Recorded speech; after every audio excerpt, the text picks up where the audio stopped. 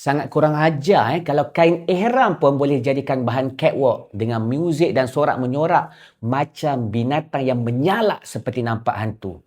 Korang tengoklah sendiri video ini. Sangat-sangat memalukan. Allahu Akbar.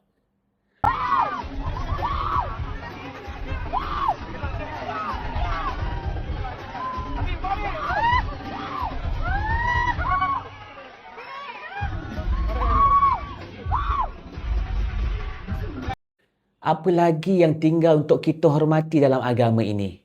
Mana menteri agama? Mana mufti-mufti? Takkan senyap je?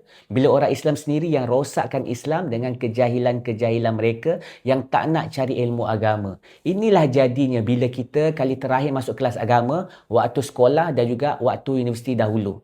Korang, tolong dengar video ini sampai habis sebab video ini adalah ilmu. Ilmu adalah perkara yang wajib korang kena ambil tahu untuk menyelamatkan diri kita dari azab Allah Azza wa Jalla. Tolong dengar sampai habis. Assalamualaikum.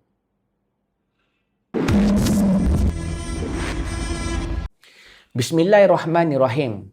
Cuba korang fikir kain ihram, kain yang dipakai ketika seseorang menanggalkan dunia, menanggalkan pangkat, menanggalkan ego, menanggalkan nama dan jenama.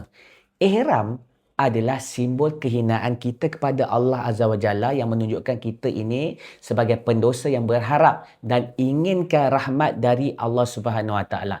Tapi hari ini kain itu dipakaikan di atas pentas dengan muzik, dengan sorakan yang menyalak, dengan lampu dan dengan tepukan. Soalan aku ni satu je. Kita ni dah tak ada rasa malu ke dengan Allah? Sehingga boleh jahil macam ni? Atau kita ni dah terlalu cintakan duit? Aku macam termenung sekejap lah bila nampak video penghinaan yang macam ni. Kepada lambang pakaian perhambaan kita kepada Allah.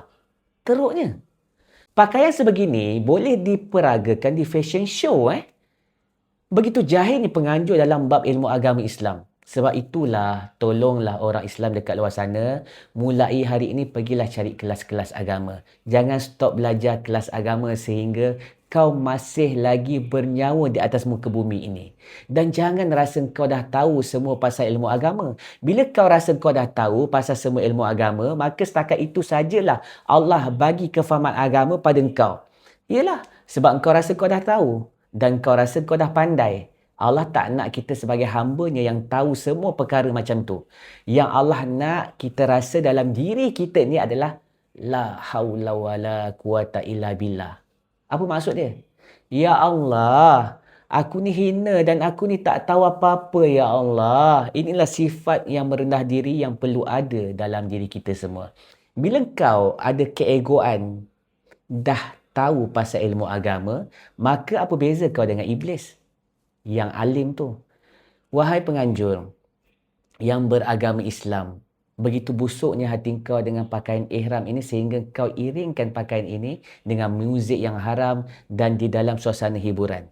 Manusia hari ini sangat-sangat melampau. Lepas tu, ada pula mulut-mulut yang menyalak. Alah, ini kan cuma pakaian je. Open-minded lah sikit. Ini kan zaman moden. Oi, kepala otak engkau. Waktu kau dah biasa mainkan agama, sebab itulah kau dah tak ada perasaan malu pada Allah Azza wa Jalla setiap apa yang kau buat. Di sinilah masalah umat Islam hari ini. Kita gagal bezakan antara pakaian biasa dan pakaian ibadat yang bersifat khusus. Kain ihram ni adalah syarat dan rukun ibadat haji dan umrah. Ia bukan sekadar pakaian. Ihram adalah simbol kehinaan diri kita di hadapan Allah Subhanahu Wa Taala. Ihram adalah simbol untuk kita meninggalkan dunia. Dan ihram juga simbol kesamarataan manusia. Tak kiralah kau tu siapa. Kau anak VVIP ke, kau anak raja ke, kau raja ke, kau Perdana Menteri ke, kau geng kunyit ke, kau rakyat biasa ke, semuanya sama saja di hadapan Allah Azza wa Jalla. Nasihat aku pada penganjur yang taksub cari untung yang melampau. Bila kain ini dijadikan alat promosi, kita sedang menanggalkan roh ibadat daripada kain itu sendiri. Allah Subhanahu Wa Taala berfirman di dalam Al-Quran, dan sempurnakanlah ibadat haji dan umrah kerana Allah. Surah Al-Baqarah ayat 196. Perhatikan ayat ini. Kerana Allah, bukan kerana jenama, bukan kerana pemasaran, bukan kerana engagement, bukan kerana viral.